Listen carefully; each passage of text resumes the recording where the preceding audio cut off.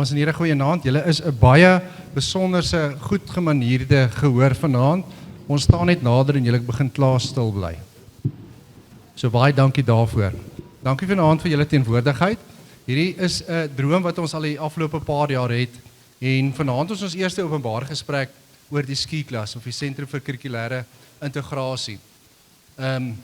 Ek wil graag ons paneel vir julle bekendstel. Hierdie is Riet, sy is ook 'n mamma van die skool en sy is 'n joernalis.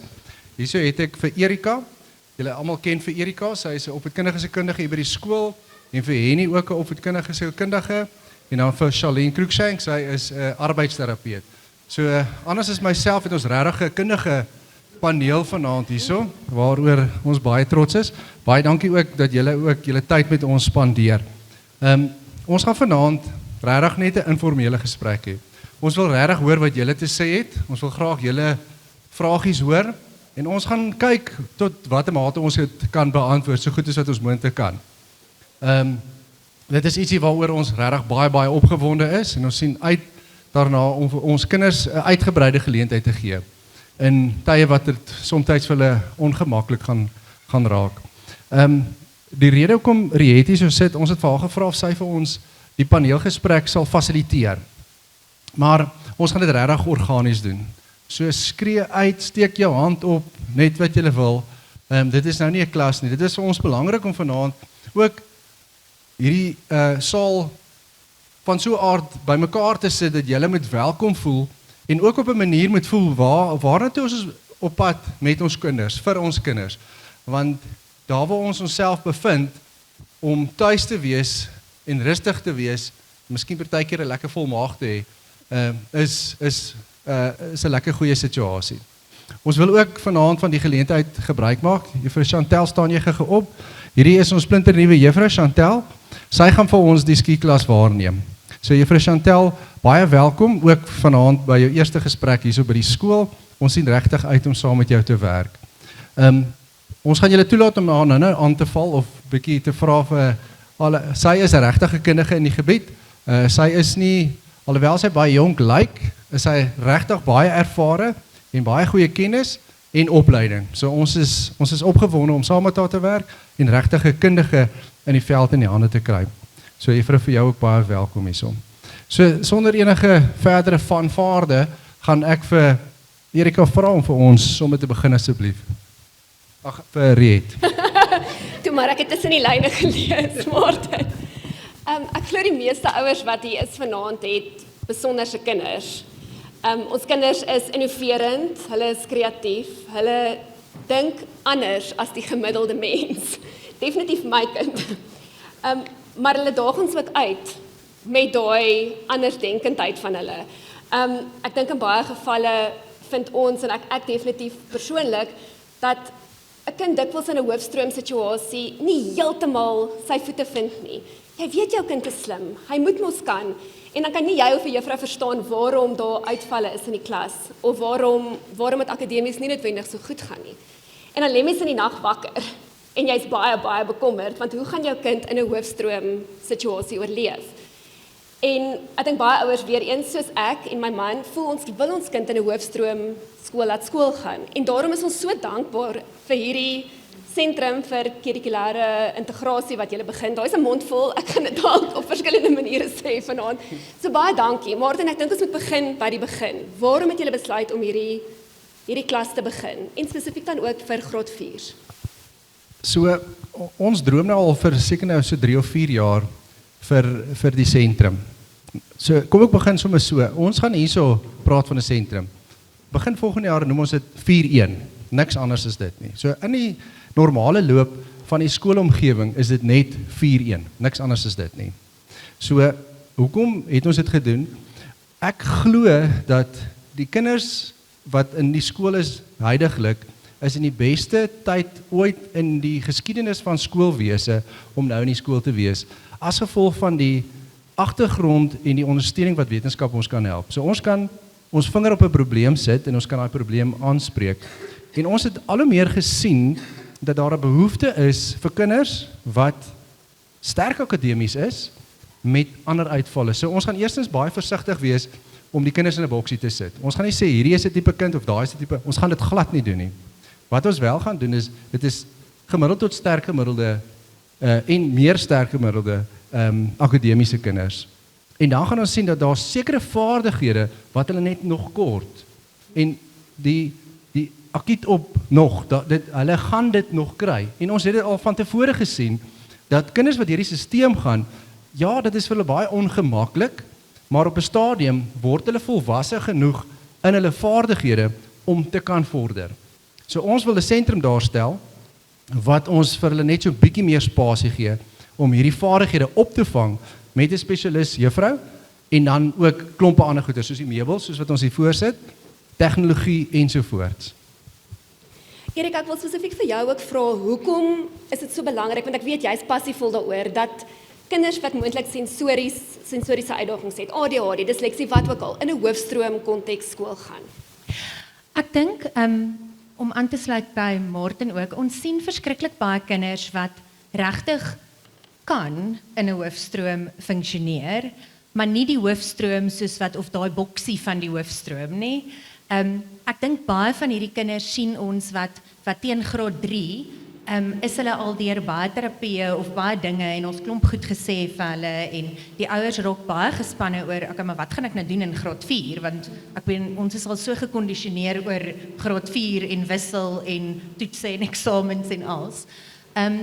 Dat ek dink as ons die angskomponent vir hierdie kinders gaan verminder, want dis die ding, die kinders is ook gespanne oor graad 4 toe gaan en wissel en so. So as ons daai omgewing vir hulle skep en vir hulle aanpas, dan gaan daai leerproses outomaties eintlik gebeur. 'n Kind, meeste kinders, alle kinders wil leer. Hulle is nuuskierig om te leer, maar almal van hulle pas nie by die tradisionele, jy sit hier in jou rytjie agter jou bank nie.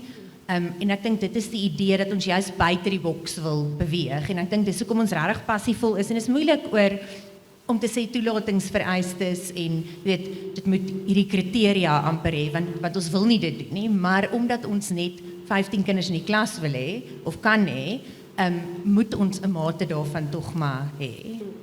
Ek weet julle het gepraat oor angs en oor sensoriese uitdagings. Wat van die opsies? Ek sal eers met jou begin, Charlene, en vra, watter rol speel sensoriese sensitiwiteit of sensoriese uitdagings? Gee asseblief vir ons die regte bewoording. En dan sal ek vir Henny ook vra hoe angs 'n rol speel in leer en 'n blokvorm vir leer. Okay, Reed, eerstens die sensoriese bewoording. Ons praat van sensoriese dysregulasie.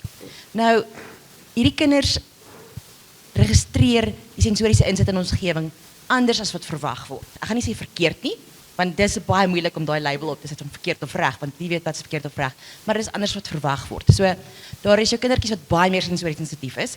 Vir hulle, soos wat ek sit en kyk in daai lig, sukkel ek om te konsentreer. Vir hulle is 'n lig of 'n label agter in hulle klere, of die manier hoe my stoel sit, of die maatjies wat raas in die roltasse wat verbyloop, en dan lag ek vir Martin in die roltasse so pla. Daai goed lei hulle aandag af, en dan kry jy, en hulle kan amper afsit, want hulle kan net nie dink, as daar so baie inkom nie. Dan kry jy kindertjies wat amper dormant is, hulle kry nie genoeg sensoriese insette nie, so hulle vroetel die dit en soek na iets, hulle weet nie waar hulle lyfie op die stoel is nie, hulle weet nie hoe hulle potlood vasgehou word nie, hulle weet nie waar hulle goed in hulle tas is nie, hulle mis helfte van wat die juffrou sê. En vir so 'n kind met sensoriese dysregulasie is dit amper soos om 'n verkleermannetjie op 'n smartie boks te sit. Hulle het nie 'n koek en klou watter kant om te gaan nie, wat se klere om eers te kom nie. So in die tyd wat hulle uiteindelik daai klere georganiseer het en weet hoe moet hulle waar inpas en wat moet hulle doen, is die juffrou al by stap 6 of 7. So vir daai leer maak dit dan baie moeilik, want hulle het die helfte van dit gemis, want hulle fokus ook op iets wat outomaties moet gebeur. Ek meen, jy moet outomaties weet waar jou lyf steek, jy moet outomaties weet waar om jou potlood vashou. En soos Martin ook gesê, dit gaan gebeur. Daai ontwikkeling, hulle het al terapie gehad, maar in 'n klaskamer waar daar nou meer uitdagings is en meer verwagtinge is en die spoed is dalk vinniger en nou moet ek nog konsentreer op toetse en huiswerk en take wat gedoen word anders is, dan is daai regulasie nog net nie in hulle beheer. So met hierdie klas kan ons dan vir hulle help om daai regulasie aan te leer in 'n veilige omgewing. Ons gaan alleen in wat dit toedraai nie.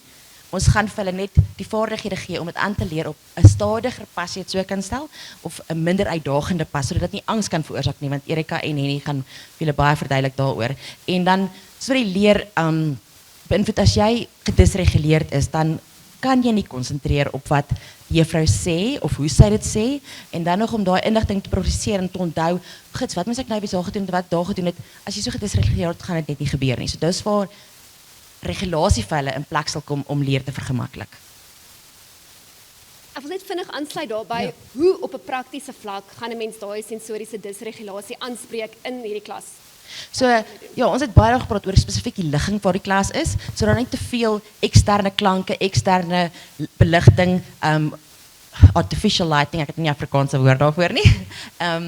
En dan ook die meubels wat gebruik word sodat hulle beweging kan toelaat vir jou bewegingsoekende kindertjies. Daar ook meer ruimte in die klas. As daar net 15 kinders in 'n klas is daar nie oorlading van te veel praat, te veel tasse wat skuif, te veel grawe in my tas, wat dan 'n sensitiewe kind tot sensoriese oorlading kan lei wat dan angs en eintlik shutdown veroorsaak nie. So deur die posisionering van die klas en dan ook die spesifieke klas dat hulle buite area nodig het sodat as hulle moet buite leer ervaring vir multisensoriese insette, kan dit help om regulasie te beïnvloed.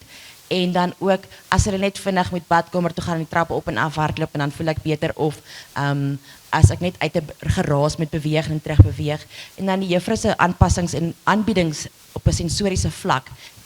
En nog nie 'n spesifieke program wees nie, want elke kind is anders. Dit gaan aanpas en vloeiend wees soos wat die kinders hulle insette gee en die juffrou in die klas saam ontwikkel. So en dan ook om te help op hulle tafelblad sal ook om dit vir hulle te organiseer. Hoe meer jy vir hulle kan organiseer en hoe meer hulle klasstruktuur het, hoe minder gaan nou disregulasie in hulle eie lyfie hulle vermoë om aan te pas en te leer beïnvloed. Ek dink net om by Charlene aan te sluit, ons gepraat het hieroor, is baie interessant, baie van die graad 3 kinders en julle sal ook kan getuig daarvan, sê vir 'n mens hulle is verskriklik gespanne oor wissel. Want vir hierdie ouetjies is wissel 'n ontsettende groot uitdaging.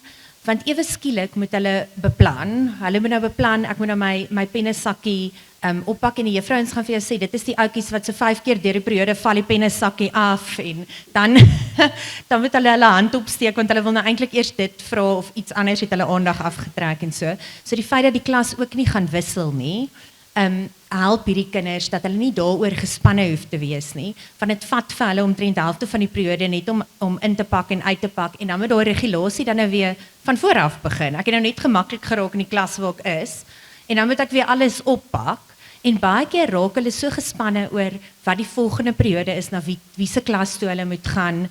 O, jene, maar ek is eintlik bang vir daai ene of jy weet ek moet nou hier op die stoep verby al die geraas loop. So net om nie te wissel nie, help ook hierdie kinders al klaar baie. Ja, Erik, ek dink spesifiek daai aanpassing wat jy sê. Want die juffrou se stem klink anders as die vorige meneer se stem en ek het nou net geleer om vir haar te luister, dan moet ek weer aanpas en dan het ek nog 5 potlode verloor en ek is bang juffrou vra vir 'n potlood en daai dit weg te vat het gaan definitief daai wissel is 'n belangrike punt. Ek bly dit genoem, Erika. En dan as ons jy het nou baie gepraat oor sensoriese goed, maar ek dink baie van dit lei tot angs. En baie van hierdie kinders is ongelooflik intelligent en hulle besef tot 'n mate hulle pas nie heeltemal in die boksie nie of hulle doen nie goed soos die ander maats doen nie. En dit lei tot baie angs. En want hulle begin nou ongelooflik worry, hulle probeer net byhou. En hoe meer jy probeer byhou en hoe meer angs jy het, hoe minder kan jy dink. Almal van ons was al in 'n situasie waar of met jou beter helfte of jou baas of iemand stap in jou kantoor en hulle vra vir jou iets en jy kan nie aan die antwoord dink nie. En hierdie kinders is nog meer so want hulle word heeltemal oorgestimuleer en hulle is net bang die juffrou vra vir hulle 'n vraag of wat gaan my maatjies van my dink of gaan ek betyds by die trappe opkom en al sulke goed en dan lei dit na baie adrenalien wat deur hulle stelsel vloei en hoe meer adrenalien jy het, hoe minder kan jy dink. So net om van hierdie goed uit te skakel, gee ons hulle net die geleentheid om meer vatbaar vir leer te wees en soos Martin gesê het, dis vaardighede wat hulle gaan aanleer. Hulle het dit nog nie aangeleer nie, maar deur vir hulle tyd te gee, leer hulle dit aan. Ja, Martin, jy praat gereeld van die kurrikulum-moontlikhede of van die uitgebreide kurrikulum. Praat 'n bietjie met ons daaroor, oor die moontlikhede binne die kurrikulum, wat jy met uitgebreide kurrikulum bedoel. So die kurrikulum van Suid-Afrika, die CAPS kurrikulum is eintlik 'n ongelooflike kurrikulum. Ons uitdaging is as jy met 'n klas van 25 plus sit, dan raak jou die moontlikhede om te verifieer, of ten minste, laat ek nou die regte woord kry, om net so 'n bietjie van die paadjie af te beweeg, raak minder. Want nou moet ek soveel meer kinders probeer besig hou met waarmee ek nou besig is. Die kurrikulum laat ons toe om te diferensieer. So ons kan hom weier en dieper maak, eintlik soos wat ons wil. Dit hang natuurlik af van die leerkrag binne in die klas, wat ons kan doen. So ek glo regtig in ons kurrikulum in Suid-Afrika. Ons op die oomblik sal julle hoor in die media praat hulle van die ATP's, die Annual Teaching Plan. Hulle het hom begin na COVID. Nou wat hy doen is hy sê amper op 'n daaglikse basis vir die onderwyser waar om te wees in die kurrikulum. Nou met daardie tempo raak dit al hoe moeiliker om uit te brei. Alhoewel die CAPS kurrikulum, die een wat ons volg, gee vir ons daardie breedte om dit te kan doen.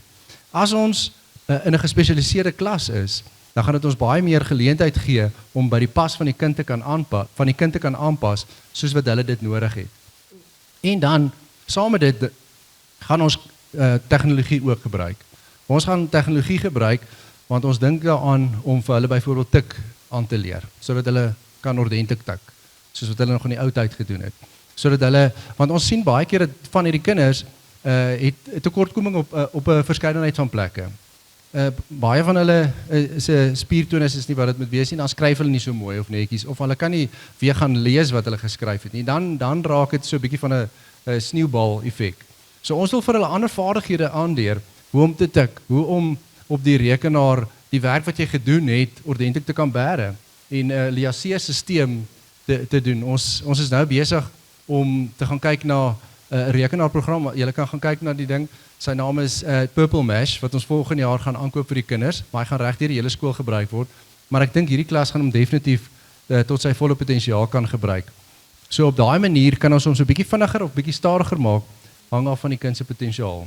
Daar gaan met ander woorde tyd wees ook om in hierdie klas te sit met 'n kind wat byvoorbeeld angstig is en nie noodwendig nog die spelling of die spelreël onder die knie het nie, om te kan sit en daardeur te werk, waarvoor daar nie tyd is in 'n presies. klas nie. Dit en omdat hulle in een klas gaan wees, gaan hulle gaan die gewone rooster volg, maar die rooster gaan bietjie aangepas word. Soos jy bietjie stadig is in een vak en bietjie vinniger is in 'n ander vak, dan gaan ons vir hulle geleentheid gee om hulle tyd bietjie anders te spandeer ook.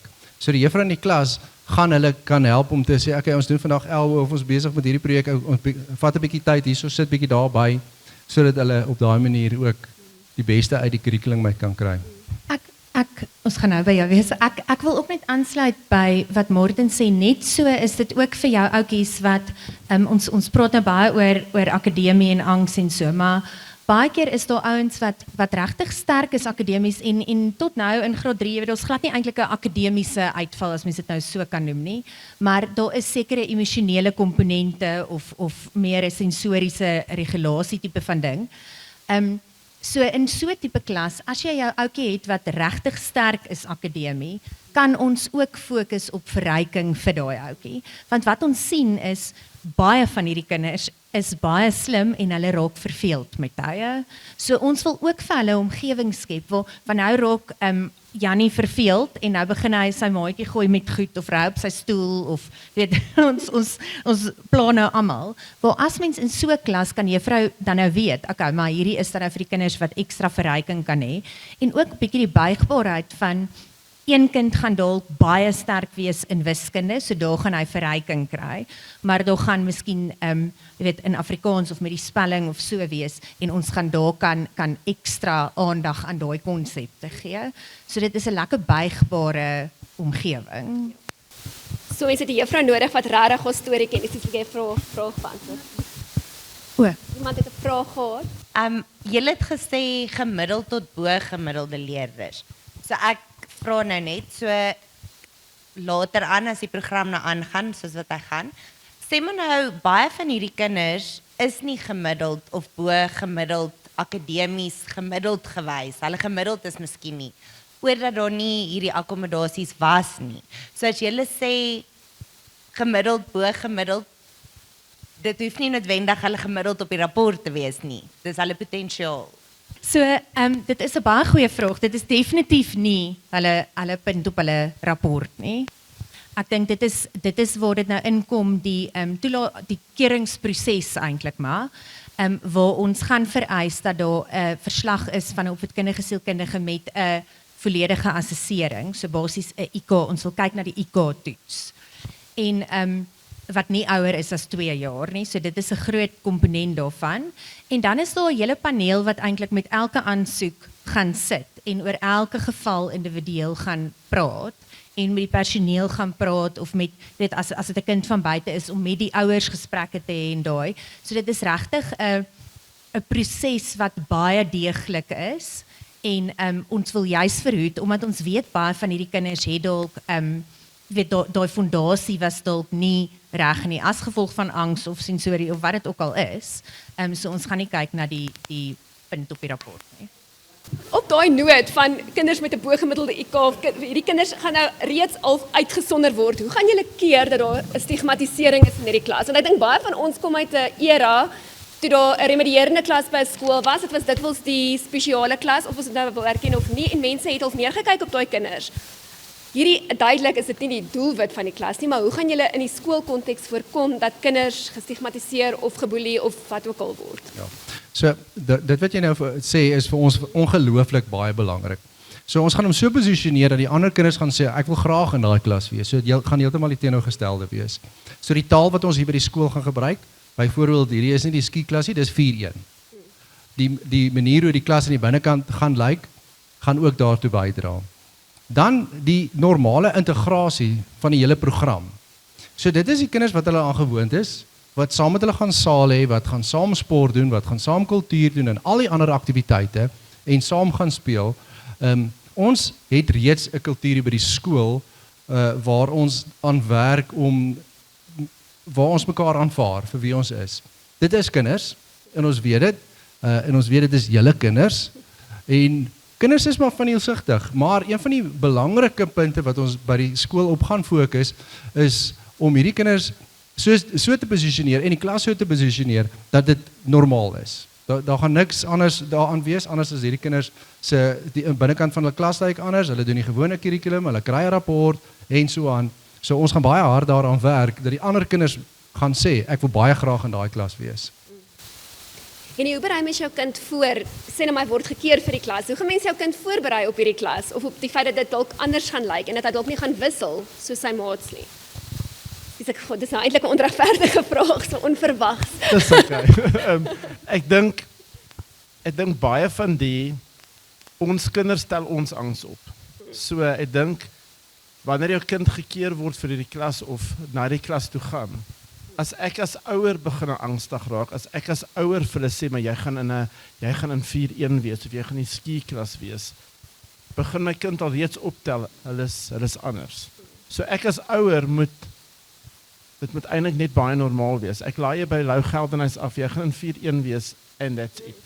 En ek dink, ons kan vir hulle sê, jy het al vir pappa of mamma gesê, jy raak oorweldig deur die idee dat jy moet klasse wissel, so 4-1 gaan nie klasse wissel.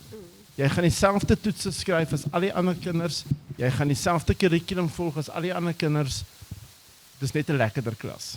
In plaas daarvan om 'n punt daarvan te maak, om vir hulle te sê, maar dis in hierdie anderste klas. Ons gaan net vir hulle sê, dis graad 4. Jy kom skool toe. Ja, want hulle skryf dieselfde toetse, hulle gaan dieselfde kwartaaltoetse, selfde speltoetse, selfde begripstoetse, as al die ander graad 4 skryf. Hulle gaan net op 'n ander manier die inligting inneem en leer. Hulle gaan net die ander vaardighede in die proses bykry. Ek dink dis baie waar wat Henny sê, kinders stel regtig op die groot mense om hulle se angs op. So hoe minder van 'n vas 'n mens eintlik maak oor die anderste klas of die anderster iets, hoe makliker gaan hulle eintlik net inskakel daarbey.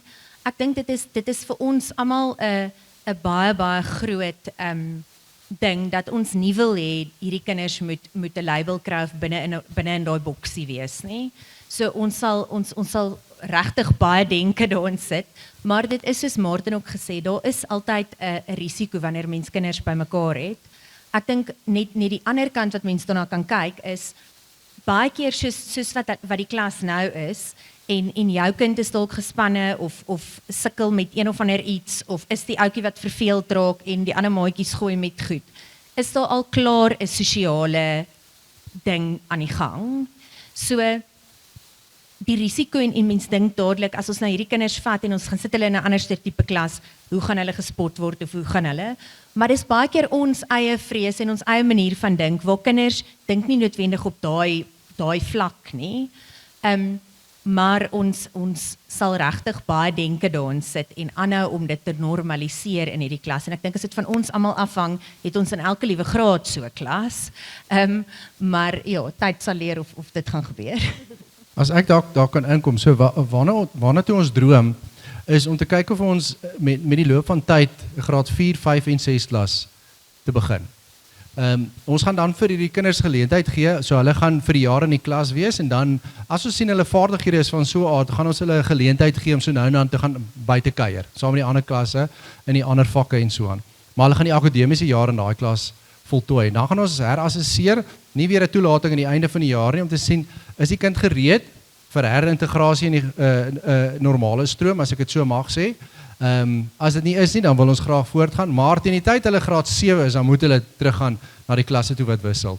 Want ons gaan dan het ons nog so 'n jaar met hulle, om te kan seker maak, dat teen die tyd hulle hoërskool toe gaan, dat hulle 100% kan funksioneer.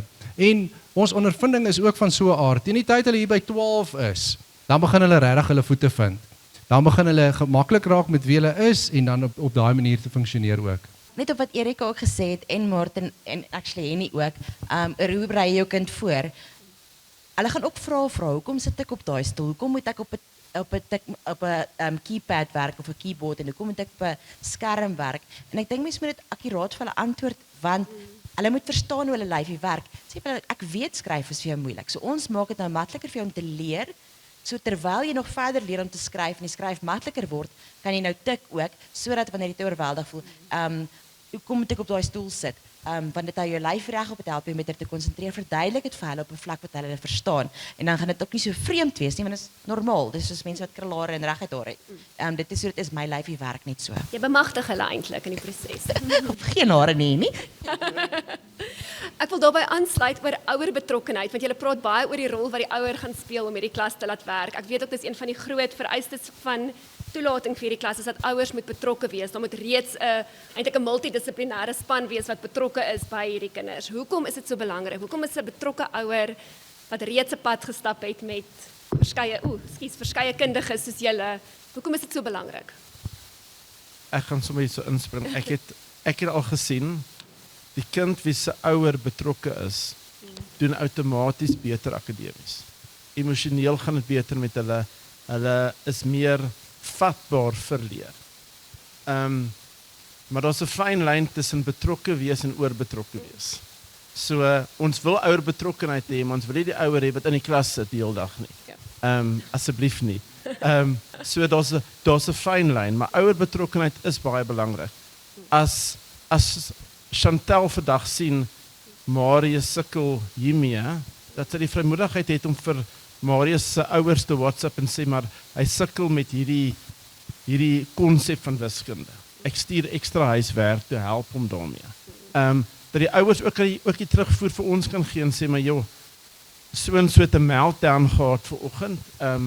Hulle is nie op 'n lekker spasie nie, dat mense net makliker kan ontvang. En ouer betrokkenheid is baie belangrik.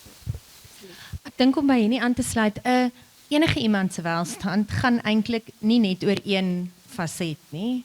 En 'n kind se akademiese prestasie, dit wat ons sien op daai rapport of toets of wat ook al, is nie altyd 'n aanduiding van gaan daai kind 'n sukses wees eendag of en dis nie, ek dink dis waaroor ons baie lank kan gesels wat ons almal voel dieselfde daaroor. Skool is belangrik, akademie is belangrik, maar skool gaan nie net oor akademie nie. Daar's 'n klomp goeders wat 'n kind leer in 'n skoolomgewing en ek dink dit is vir ons ontsettend belangrik en as ons wil kyk na, jy het gevra die al die terapeute en hoekom wil ons ouer betrokkenheid en so, as ons wil kyk na elke liewe deeltjie van daai kind se welstand, het ons 'n span mense nodig. En ek dink dit is hoekom ons erg is dat daar baie mense is. Julle sien nou ons hier voor, maar daar's baie mense wat eintlik saam gedink het en nog steeds dink oor hoe ons hierdie ding gaan doen en wat mens kan anders doen en hoe mense dit kan benader. En ons het nodig dat ouers ook vir ons sê, jy weet, dit is wat vanoggend gebeur het of oor die werk bietjie hiermee by die huis, want dit kan nie net by die skool gebeur nie. Ja. Nou, ek dink op daai punt ook, Erika, die ouers betrokkenheid, want Martin het so mooi gesê, het gaan oor herintegrasie. Dis ons doelwit om hierdie kinders te bemagtig om funksioneel in enige klaskamer te wees. Nou, as beplanning is een van die dinge wat ons uitgebring het, as Pieter sukkel om sy tas te organiseer en hulle werk daarin in die skieklas en dis deel van die curriculum amper wat jy inbring of die addisionele vaardighede wat hy moet aanleer en dan kom hy by die huis en mamma en pappa pak sy tas vir hom of sy kosblik vir hom of sy so daai aspekte wat in die klas geleer word vir essensiële vaardighede, alledaags, nie akademies nie, alledaagse vaardighede, moet by die huis ook geoefen word, so, want hulle het meer herhaling nodig van enige vaardigheid om dit te outomatiseer as wat 'n kind sonder sensoriese dysregulasie of enige ander uitdagings, as ek daai woord kan gebruik, nodig het. So dan is daai herhaling essensieel en dis waarvoor die ouers baie nodig gaan wees om hierdie kinders se hande te vat en hulle te bemagtig om te herintegreer. Die stadium, is daar enigiemand wat vra het of vra oor die praktiese werking van die klas of Hallo julle. Ek wil net weet, daar's nogal min tyd voor 6 Desember. So het julle twee kapasiteit op julle skedules om al ons kinders te toets. Nee, want ek neem aan dit is iets wat mens hierdie jaar, ek weet nie wat is julle tydlyn in terme van die So as ek gou daar kan inkom, ons het daaroor gesels. So ons het ook in ons skrywers gesê dat ons so 'n bietjie van 'n binnebaan vir die loukie kinders gaan gee. Omdat ons reeds 'n sentrum het en ons het reeds 'n baan vir ons kinders. Wat en meeste van hulle het al ons sal bekommerd raak as hulle hier aan die einde van graad 3 nog nie ergens as hulle regulasieprobleme het nog nie by 'n terapeut uitgekom het nie.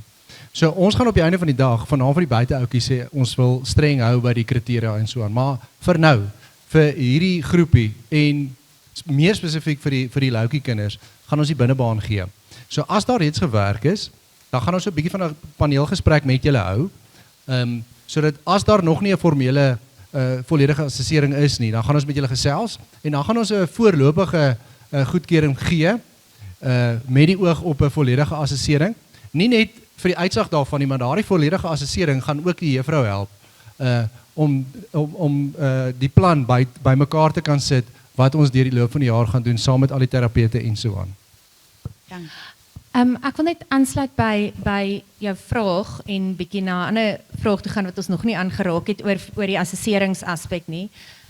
Daar is nou 'n nuwe ding of nie 'n nuwe ding nie, dit is 'n nuwe ding dalk vir van die ouers wat se eerste kind nou graad 4 toe gaan, maar hulle kan aansoek doen by die departement van onderwys vir akkommodasies. Nou, dit is soos jy kry 'n leser of 'n skrywer of spelling tel nie of hoe ook al as jy toetse en eksamen skryf. So dit is nie iets wat interne 'n Lou Geldnys ding is nie, dit moet goedgekeur word by die departement van onderwys. En een van die vereistes van dit is ook dat jou kind 'n volledige assessering gaan moet doen. Nou, dit en die skieklas is eintlik twee aparte prosesse. So dis nie te sê dat al die kinders wat in hierdie klas gaan wees, noodwendig gaan akkommodasies kry nie. En dit is ook nie te sê dat al die kinders wat akkommodasies het in graad 4 in hierdie klas gaan wees nie. So dit is twee aparte goed, maar jy gaan nog steeds die volledige assessering moet doen indien jy dink en dit is iets wat jou kind se klasjuffrou waarskynlik vir jou gaan laat weet binne die volgende paar weke oor moet hulle aansoek doen vir akkommodasie. So net oor die assessering, ons sal die beste doen wat ons kan met die min tyd, maar ons het ook gesprekke oor hoe gaan ons dit, jy weet, die goedkeuring doen met die oog op, want ons gaan onmoontlik almal kan inpas. Nou van hulle gaan mens vroeg Januarie doen en van hulle gaan dalk eers as die skool oopgemaak het, geassesseer kan word. Maar omdat ons dan kyk na 'n klomp jy weet 'n klomp goed eintlik, nie net na daai assessering nie, kan ons sê okay, ons laat hulle toe voorlopig. En wat Erika gesê het ook is ons kyk na assessering in die laaste 2 jaar. So dit hoef nie iets te wees wat in die laaste 6 maande gebeur het nie. As hulle al middelgraad 2 of begin graad 2 assessering gehad het, gaan ons nou daai assessering gebruik of kyk as deel van die vereistes. Okay, ons het nog 'n vraag hierso. Goeienaand. Julle praat oor die tegnologie. Gaan die skool dit alles gee of is dit iets wat die ouers moet verskaf, die verskillende tegnologie waarvan jy praat? So ons op die oomblik dink ons daaraan, ons kyk na diensverskaffers ook, maar ons op die oomblik gaan ons vir die ouers vra om dit vir ons aan te koop, omdat dit 'n persoonlike ding is.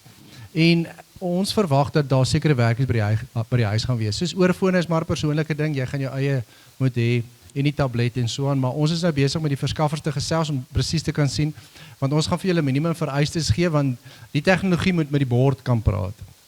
En daar gaan sekere van die werk wees wat die juffrou van die bord of vir die kinders kan push, waar hulle dit dan daar kan doen, dan kan die juffrou op daai oomblik sien, maar ons gaan vir julle die spesifikasies ook gee, maar wat ons aan dink is, as ons dit kan regkry om 'n verskaffer te kan kry, wat ons kan help met 'n sekere, kom ons noem dit nou maar balk, sodat almal se tegnologie dieselfde is, dan gaan dit soveel beter wees. Okay, ek het verskeie vrae. Ek gaan aansluit by die tegnologie, want dis vir ons begin.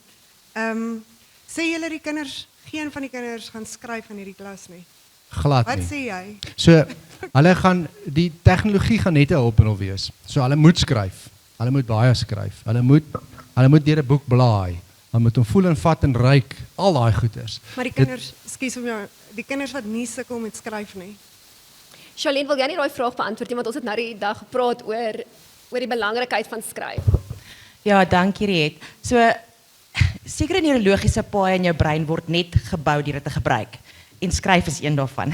Selfs lopende skrif. So ons moedig lopende skrif aan, al kan dit nie heeltemal funksioneel wees nie. As hulle nie funksioneel is nie, dan gebruik mens aanpassings of konsessies en akkommodasies, Erika genoem het. Maar skryf is baie belangrik. So hulle gaan nog skryf. Dit gaan wel net soms vir hulle nodig wees om 'n alternatiewe metode te gebruik indien hulle skrif nie uiteindelik funksioneel gaan wees nie. En die kinders wat nie kan skryf, wat nie 'n uitdaging het met skryf nie, gaan net leer om tegnologie beter te gebruik vir die organisasie van leeraktiwiteite en leermateriaal, wat hulle dan so ook kan gebruik as 'n alternatiewe metode. Maar skryf gaan nog steeds essensieel wees en dit gaan nog steeds 'n verwagting wees in die klas, want dit is 'n baie belangrike neurologiese pad om te ontwikkel. Julle praat van ongeveer 15 kinders op die bord. Daar's een juffrou wat ek seker baie welkom. Wat ek seker is baie vaardig is en wat So ongeveer is nie 18 nie. ongeveer is die julle het nou van klomp verskillende aspekte gepraat wat hierdie een is dit hierdie een juffrou wat gaan sit met kind Nee. A wat So, sukkel emosioneel. Hierdie is 'n registerklas met een juffrou. Ja. As daar uitgebrei moet word, dan moet ons nog iemand aanstel.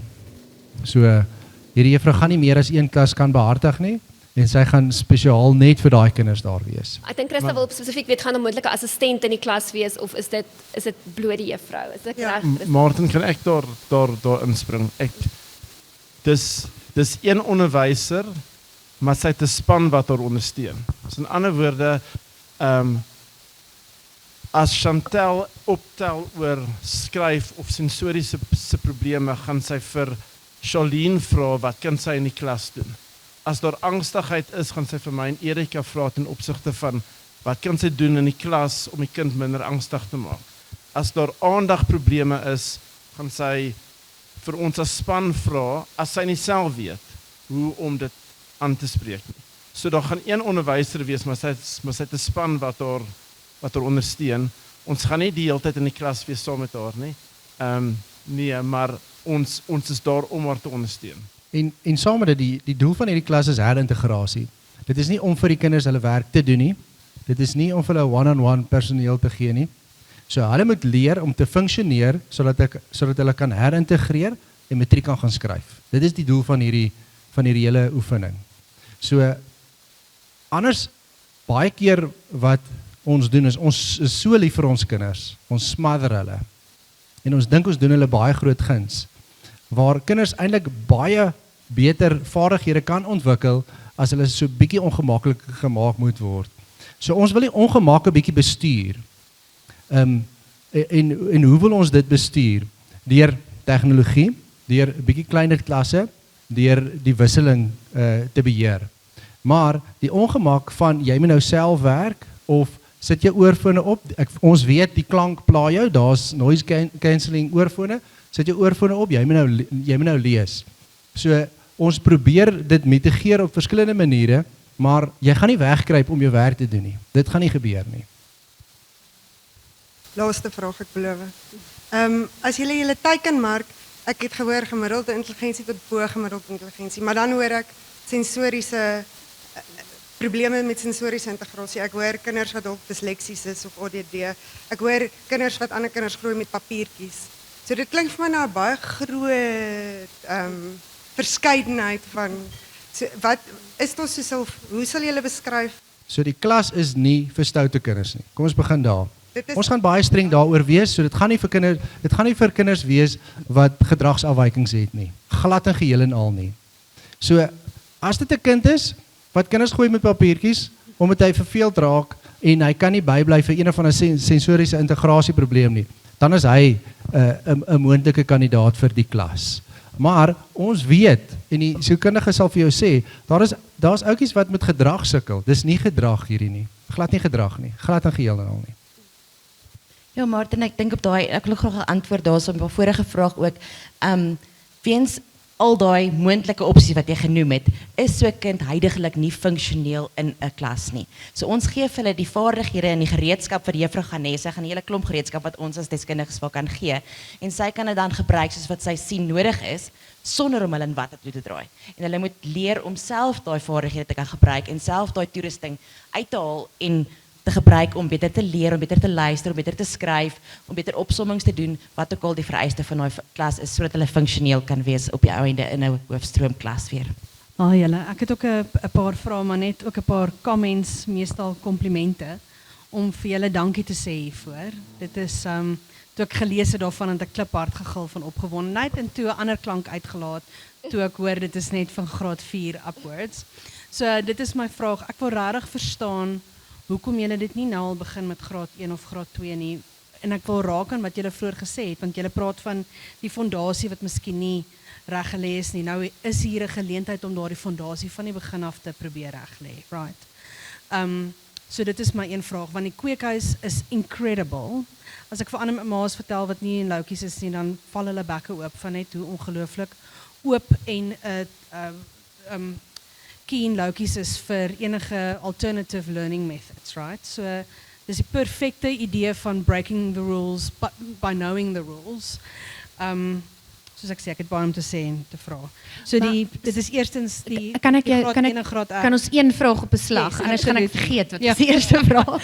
Dankie Erika. Maar net daaroor, ek dink dit is eintlik eenvoudiger in 'n grondslagfase klas, omdat die kind by een juffrou is. Dit is nie die wissel aspek. So die vraag oor hoekom ons by graad 4 begin, ons moet iewers begin.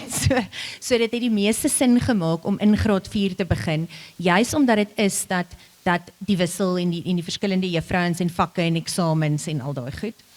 Ons het ook gevind dat baie van die kinders in die grondslagfase is okay met hulle een juffrou en dan kom na die terapeute toe. So baie kinders kom sommer na arbeidsterapie en na emosionele terapie en spraak en alles toe. Maar dan as hulle graad 4 toe gaan, het hulle bietjie meer as dit nodig. So ja, as ons sal ons dit wil begin in elke liewe graad, definitief.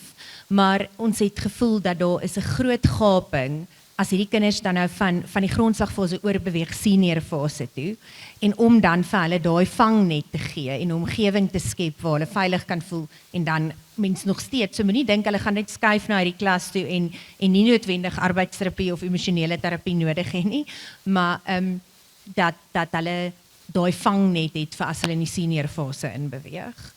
Die emosionele impak op 'n grondslagfase kind en intermediair en senior is heeltemal anders. As ek met 'n graad R juffrou praat, dan sê ek, juffrou, jy's meer mamma as wat jy juffrou is. As ek met 'n graad 1 juffrou praat, dan sê ek, okay, nou begin ons strukture in plek sit en die kind moet op sy plek sit en so aan. Daar's nog 'n mamma element, maar die mamma element word minder. Hier van graad 4 af, dan begin daai mamma verdwyn. In graad 8 is dit glad nie meer mamma nie. Dan is dit ver van 'n mamma verwyder. Dan is dit meer dosent as enigiets anders. So daardie fases waardeur hulle beweeg, want tot aan die einde van graad 3 leer hulle om te lees. Hier van graad 4 af lees hulle om te leer. En lees is maar 'n baie emosionele ding. En en dit waarmee ons hier gaan te doen het, is baie met die regulering van die emosie van die kind. Want ons wil hom op 'n plek kry, waar sy kognitiewe so oopmaak, dat hy sy heel beste leergeleentheid kan kry, terwyl hy so bietjie ongemaklik is.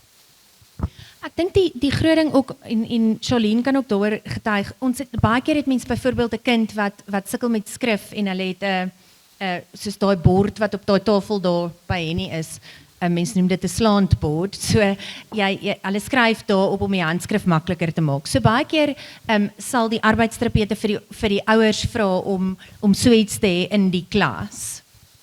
En dis baie maklik om dit te doen in die grondslagfase klas, omdat die kind nie wissel nie. Dit raak moeilik in graad 4, want nou met die kind wat sukkel met beplanning, sy tas en slaantbord en rek en kussing en alles waarmee hy moet werk, saam met hom vat. So dit is ook maar net dit het die meeste sin gemaak om daar te begin. Ja, ek dink nog net een punt daarop, Alicia, is dat in 'n grondslagfase, soos Martin sê, is dit nogal mamma, en daar hierdie aanpassings wat in die skietklas gemaak word, kan tot 'n mate in die grondslagfase se klasse gemaak word. Ons as terapeute tree in en ons maak hierdie aanpassings, en die juffrou is baie betrokke nog, omdat ek sê die kind die hele tyd in haar klas het. Van graad 4 af is daar verskeie onderwysers, omdat hulle wissel dan. So dan is daai aanpassings moeilik om toe te pas, en die kennis van daai kind, en dan wat elke individu is, en dan verskillende aanpassings te maak, sodat hulle funksioneel kan wees in leer. Dis nie remedierend nie, dis funksioneel in leer. En in die grondslagfase gaan dit dan amper meer remedierend wees, en ek dink dis ook waar die verskil is. Okay, so die kweekhuis bly vir graad 2 en graad 3. So thank you very much. Dit is amazing. Met dit die kostes betrokke vir graad 4, kan julle vir ons verduidelik hoekom dit 'n bietjie meer is? Wat sluit dit in? En waar trek 'n mens die lyn tussen nog steeds betaal vir terapie by die terapeute, en wat is moontlik ingesluit in dit? So, waarna ons gaan kyk het is, julle sal sien daar is 'n kosteverskil. Ek kan dit nie presies in my kop nou onthou nie. Ek dink dit is so 7 of 8.000 rand in 'n jaar. So, daardie verskil tussen die normale skool vir ons gaan dan in die begroting in. Maar dit wat bo die normale skool vir ons is, word geringfence, soos hulle sal sê in die Engels, en dit word dan geïnvesteer in daardie klas. So ons gaan kyk, as ons gaan basiese goeders daar sit, en dan as daar 'n kind in die klas is wat 'n spesifieke apparaat nodig of 'n meubels nodig het of wat ook al, dan wil ons spesifiek na daai kind se behoefte dan gaan omsien. So ons wil die klas op so 'n manier inleer dat dit regtig tuis gaan wees vir hulle, maar dat dit ook funksioneel gaan wees. Ek dink in 'n ideale wêreld sal ons hoop dat as die kinders dan nou in hierdie klas is en die omgewing is meer aangepas verby hulle leerproses, dan sal arbeidsterapie later aangestaak word en die angs gaan verminder. So daai terapie sal minder raak en hopelik kan stop heeltemal. Maar elke kind is so uniek en elke kind se storie is so uniek dat 'n mens nie eintlik 'n one size fits all kan doen nie. Wat gewoonlik gebeur is, op 'n stadium begin die terapie bietjie minder word, dan begin jy ekstra klasse doen, veral in die hoërskool. Dan, so jy gaan altyd geld uitgee, jy kan jouself nou daarvoor regmaak. Wiskunde en wetenskap en al daai tipe van goedjies, jy gaan dit kry, so down the line, so die terapie word minder. Miskien nie by die sielkundiges en so aan nie, maar die ekstra klasse, dit hou maar aan. Ja, die tax benefits word dan ook net minder, I guess. Hoe met die tegnologie wat julle inbring, ek sal graag wil verstaan net hoe gaan mense dit balanseer tussen screen time wat actually net die escapism is en die tyd voor 'n skerm en wat dit gaan doen vir hulle oë. So die normale gang van die pedagogiek in die klas is normaal. So dan word die skerms eenkant gesit. Ons weet ook dat met hierdie groot skerms en daai tipe van goeders, die kinders, dis hulle taal. En as ons hulle regtig wil vang, as ons met hulle wil gesels en ons wil regtig hê enige kind, of dit nou jou kind of die volgende kind is, as jy die skerm aansit, dan begin hulle luister en hulle begin konsentreer. Hulle moet sien as ons hier so in die saal is en ons sit hierdie ou tegnologie skerms aan, dan is hulle stil, hulle fokus en hulle neem in. Dit is so. Die skerm naby in die gesig is bietjie meer problematies met daai blou lig en so aan. So hulle gaan moet normaalweg skryf en lees en al daai goeders. Wat die skerm vir ons gaan help mee is selfstandige leer. So hulle gaan op hulle eie bietjie selfstandig kan werk en daai tipe van goeders, maar dit is opvoedkundig, dit is opbouend en dit help met die ontwikkeling van jou kind. om breindood by die huis te gaan sit met YouTube of wat ook al, alhoewel daar goeie YouTube is en sulke goeders of TikTok of die shorts en so aan. Dit is die goed wat gevaarlik is. Dit en sosiale media. So dit is die goeders wat die ouers by die huise moet, as ek vir die ouers moet vra, in jou werksomstandighede, wie werk met 'n skerm? Meeste mense werk met 'n skerm. So dit is maar net hoe om dit op daai manier te doen, ja. En ek dink deel van die tegnologie gaan, as 'n kind met 'n tablet skool toe kom, gaan 'n vereiste wees, ek nog nie met Martin gepraat nie, maar van my kant gaan 'n vereiste wees dat dit net die programme is wat die skool nodig het. Moet asseblief nie Fortnite en Facebook en TikTok laai nie, want dan gaan die kind dit doen. Maar jou verantwoordelikheid as ouer is om seker te maak dat net die programme wat die kind nodig het op dat tablet is. En ek dink daar gaan ook 'n plek wees waar hierdie goed toegesluit word deur die skooldag. Want ons wil nie hê die kinders moet heeltyd daarmee sit nie, want ons weet ook as hulle daai tablet in hulle tas het of op die tafel het, gaan hulle self nie kan help nie en waarskynlik begin karring aan die ding.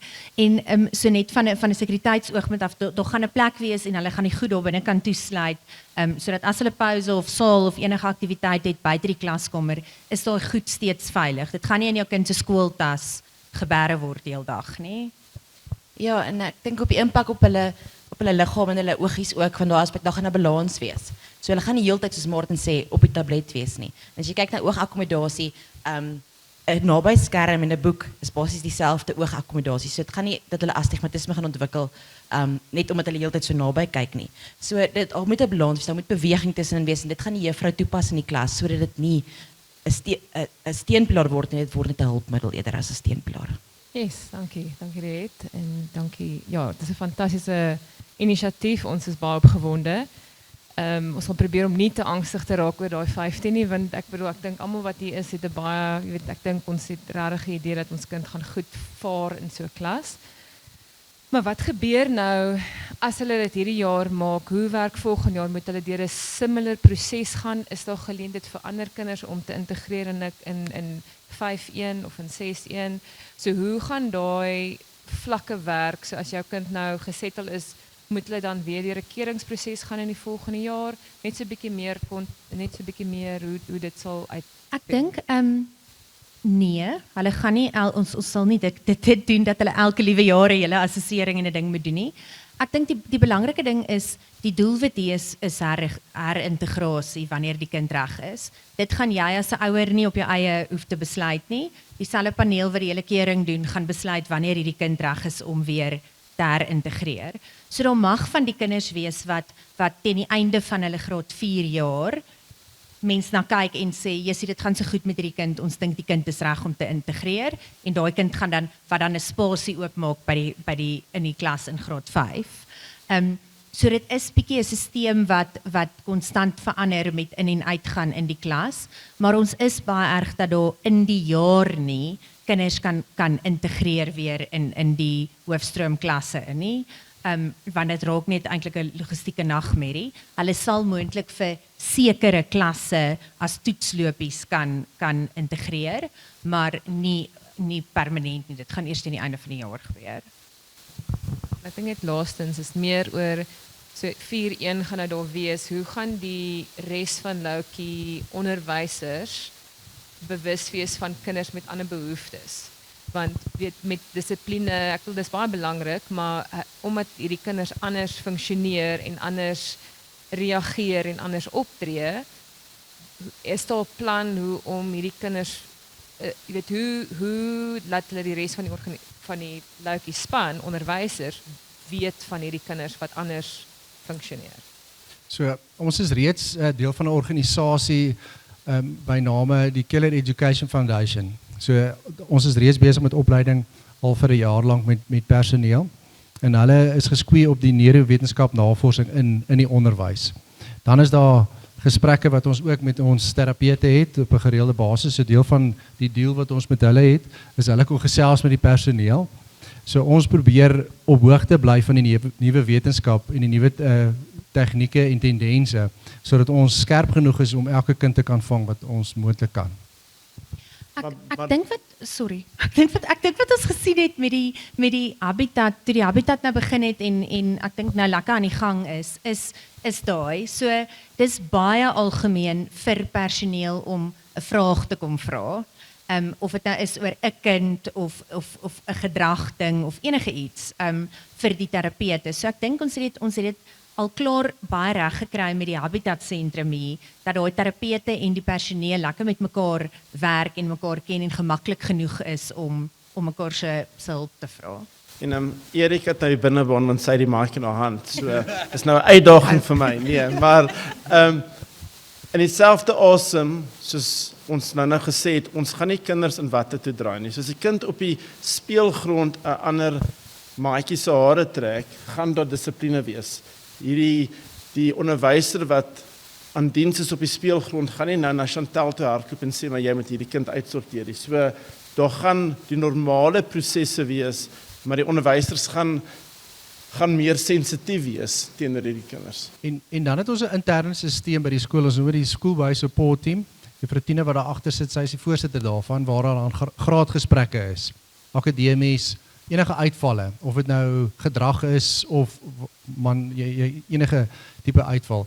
Dan is daar gesprekke in verskillende komitees waar daar aanmeldings is, dan word daar met mekaar gesels, kyk wat aan die gang is, kommunikasie met ouers, kommunikasie met die terapeute om te kyk hoe gaan ons daai kind. En dan word daar eintlik 'n support pack, ekskuus vir die Engels, vir 'n kind gebou in die normale gang. Maar as daar nog verder uitvalle is, dan is daar spesiale intervensies wat dan plaasvind.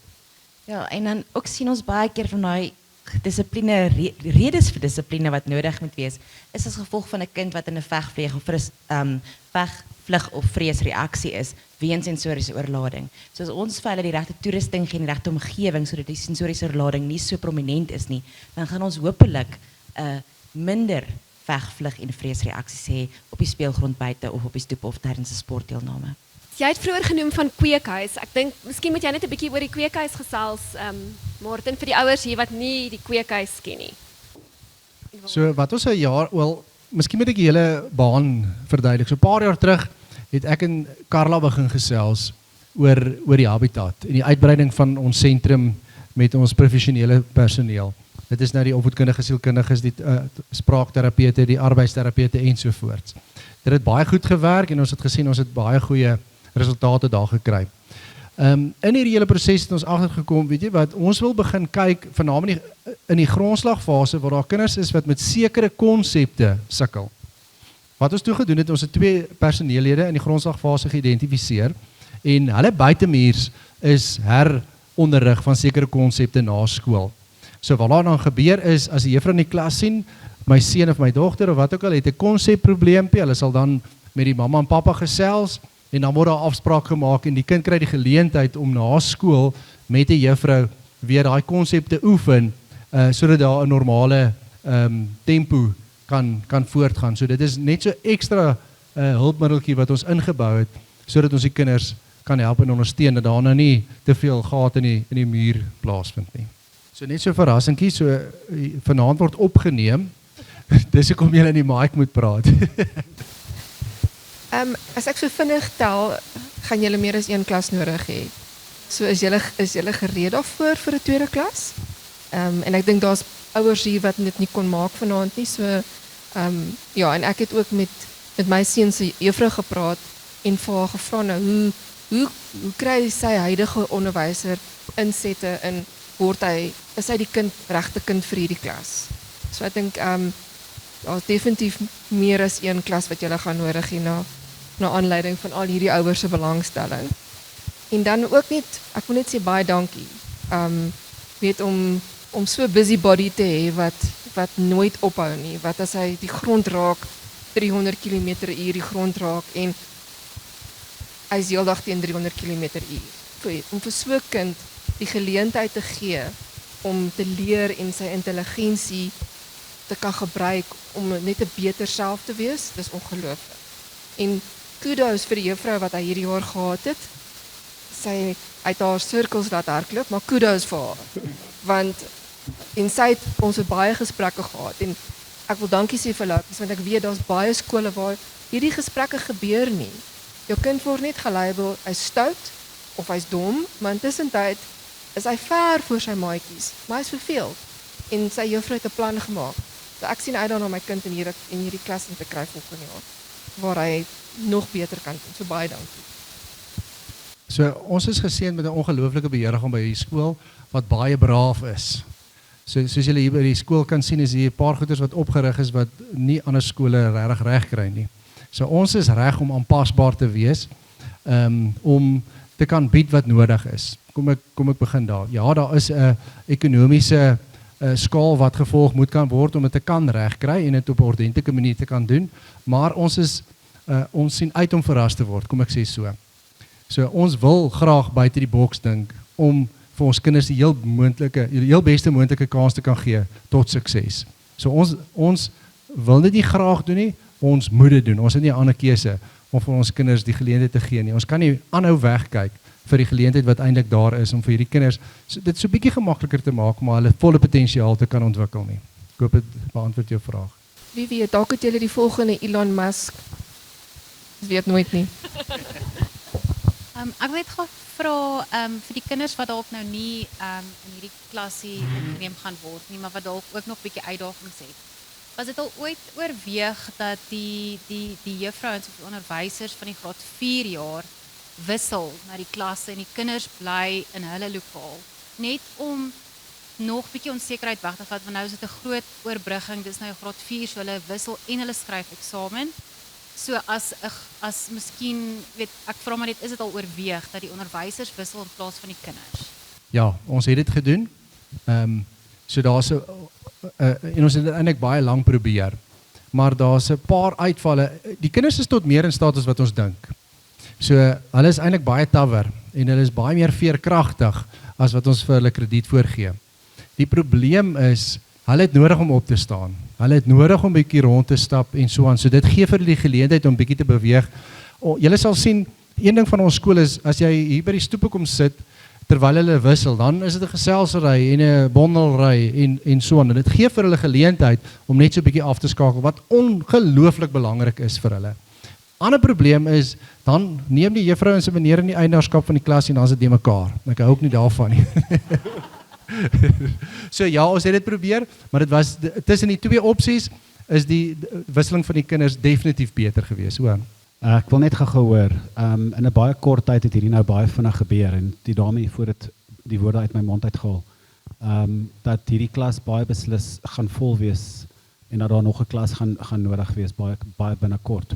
My vraag is bietjie anderste. As daar nou ouers is of kinders is wat nie noodwendig graad 4 toe gaan nie, maar graad 5 of 6. Wat is die appetite daarvoor en gaan ons met hom rol soos dat ons met enige iets anders te rol of hoe werk dit? Dit gaan 'n suiwer ekonomiese gesprek wees. Soos julle weet is skole 'n hoogs gereguleerde finansiële omgewing. So ons het verskriklik baie red tape. Ons het ons begroting reeds afgehandel. As die hoeveelheid kinders dit regverdig, dan gaan ons definitief daarvoor gaan. Dan is ons reg daarvoor.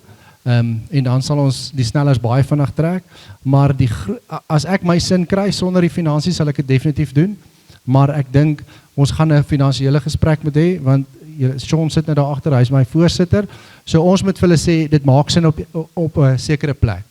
En op hierdie ene gaan dit 'n finansiële gesprek moet wees, want eerstens gaan ons die perfekte personeel moet aanstel, en dit is 'n proses. Dit is regtig nogal belangrik en baie moeilik om 'n gespesialiseerde persoon te kry, en dan moet ons ook die klas reg kry, as ons die dag die deur oopmaak, dan moet die kinders opgewonde wees. Hy moet nie net lyk soos enige ander klas nie.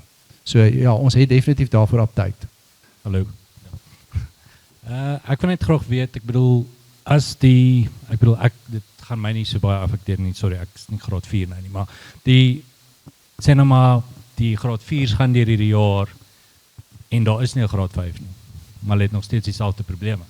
Of ek noem dit probleme, verkeerde woord, wat ook al. Maar, sê nou hulle die challenges, of wat ook al hulle het nog steeds, wat dan?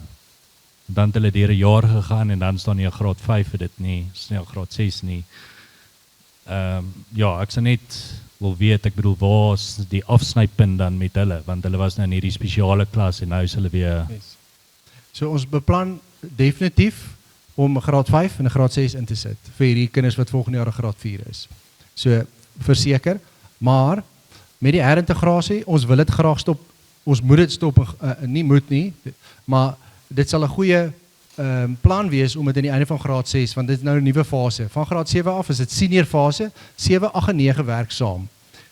4, 5 en 6 werk saam. Van graad 7 af het hulle 9 vakke. Dan begin die akademiese lading nogals optel, dan moet hulle die vaardighede hê. So ons gaan onder druk wees om daai kinders toe te rus in daai eerste 3 jaar, sodat hulle kan funksioneer in die normale stroom, in die hoofstroom van graad 7 af. So dit is ons uitdaging om dit in daai tyd reg te hê.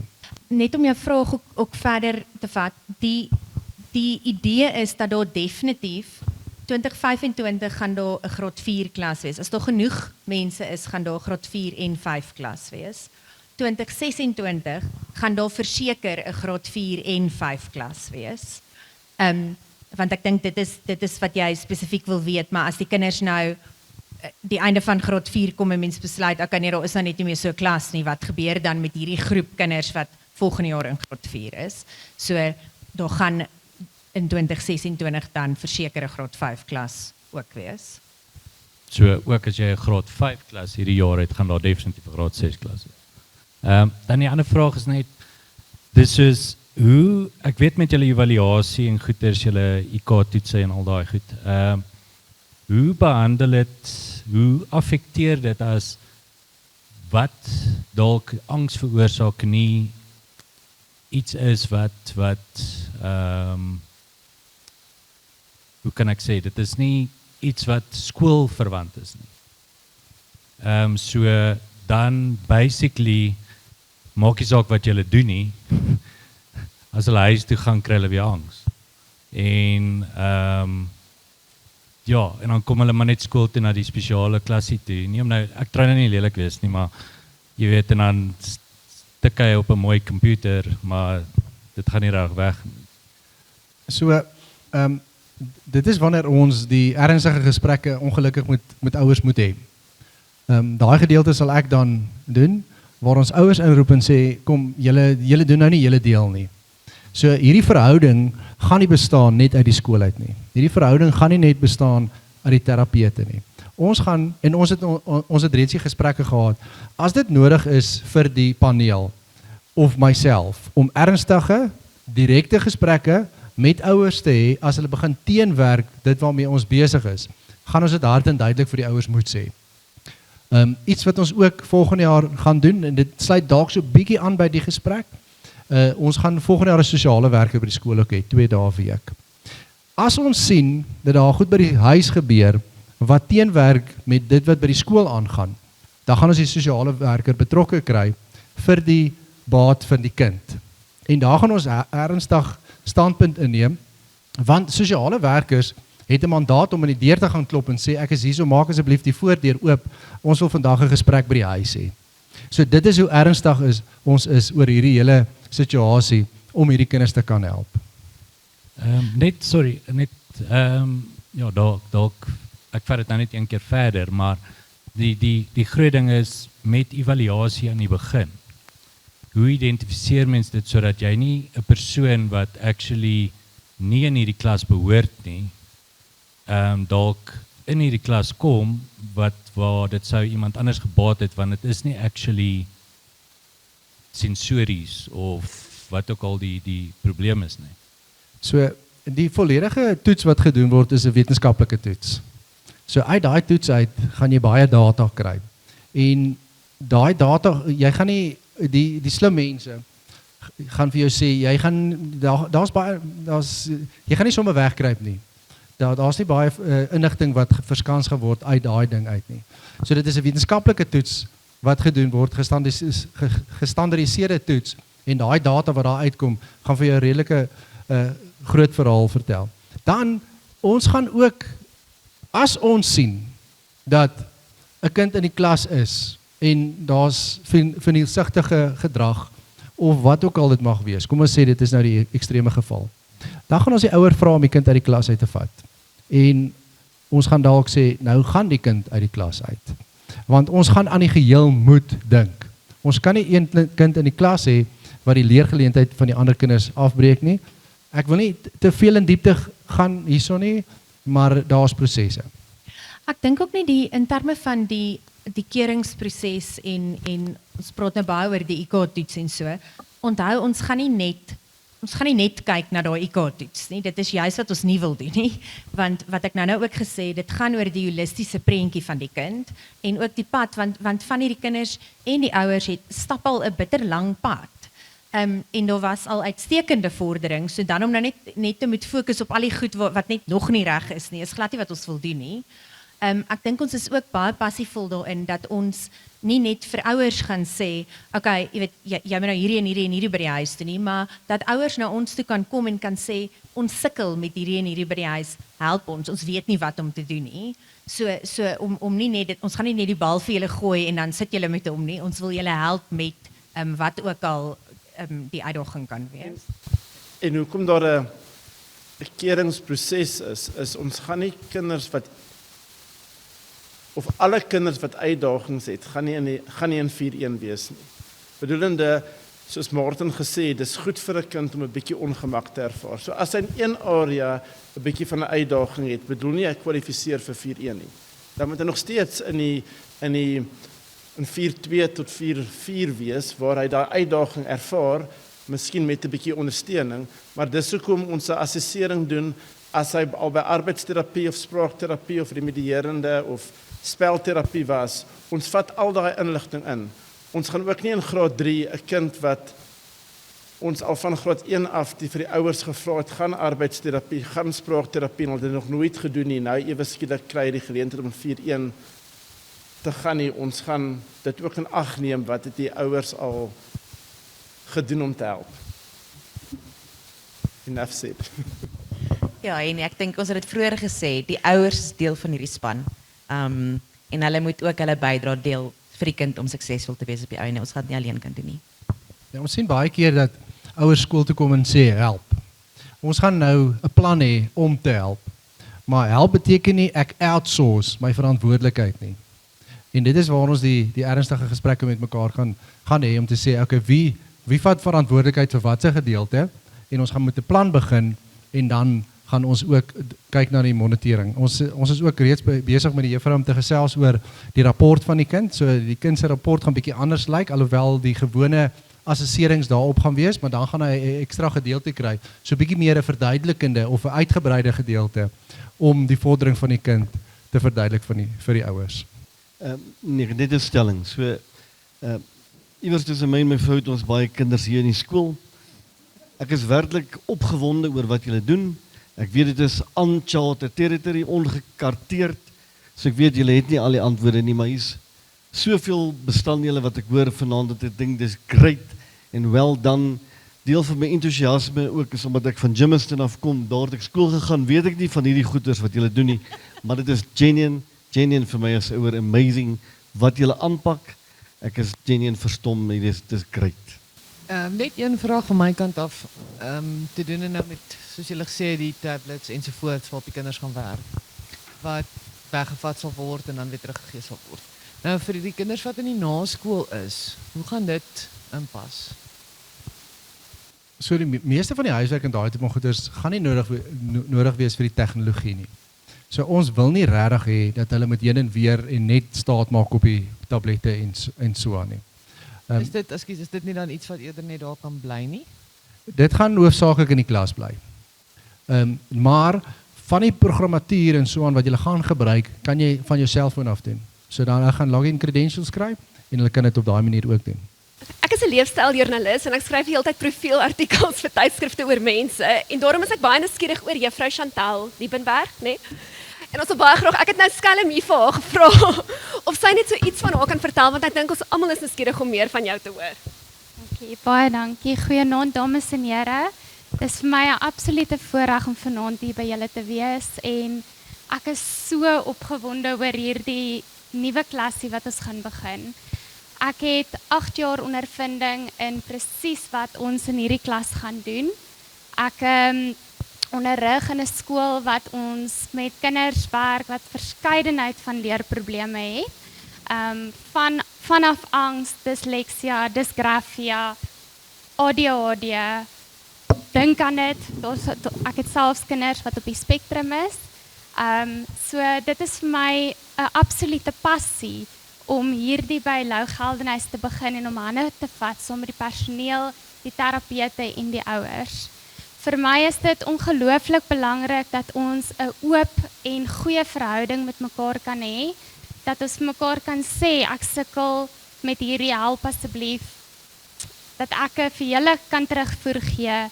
Ek voel kommunikasie tussen 'n onderwyser en 'n ouer is uiters belangrik en dit gaan ook die verhouding wat ons met die terapeute gaan hê, gaan uiters belangrik wees. Ek sien ongelooflik uit daarna. Daar is min skole, baie min, waar Afrikaanse skole in hierdie rigting stap. Ek werk tans by 'n Engelse skool en ek kan vir julle sê, die verandering wat ons aan kinders sien, ek het hoendervleis, die verandering wat ons aan kinders sien, wat hier met hierdie geleenthede gebied word, dit is net, ek het ouers wat sê, na 'n maand, kyk hierdie groot verskil in my kind, en dit is wat ons graag by Lou Geldenhuys wil doen vir julle. So ek sien baie uit, en ja, baie dankie vir hierdie aand en hierdie geleentheid. So, almal van ons, as ons begin met, so in die begin van ons lewe, of huwelike, wat ook al, en ons, voordat ons nou kinders het, dan het ons hierdie white picket fence idee van, dit is hoe dit gaan wees as ek kinders het. Hulle gaan daar buite speel, cricket speel, en hulle gaan inkom, en hulle gaan huiswerk doen, en hulle gaan lekker rustig stap, skool toe, en met die hond gaan stap, en al daai tipe van goeders. Maar dan kry ons kinders, en ons kry ons pakkies, en dan op 'n stadium kom ons agter, dat my kind stap dalk so 'n bietjie anders skool toe, as al die ander kinders. Ek deel graag met julle hierdie klip.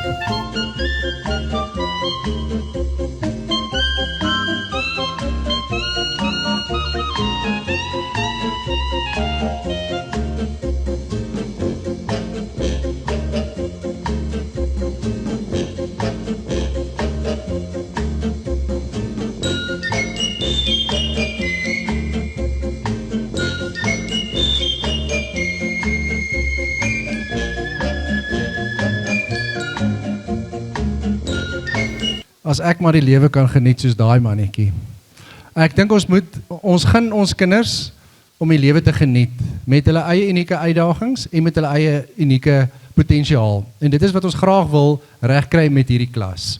Ons is baie opgewonde om hierdie pad saam met julle te stap. Ja, dit is soos die dominee sê, iets uncharted territory vir ons, maar ons gaan braaf wees want ons het die regte persone op die paneel.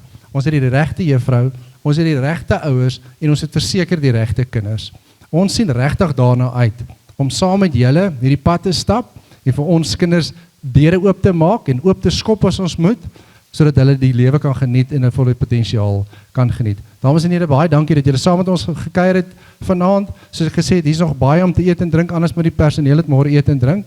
So geniet asseblief julle aand verder.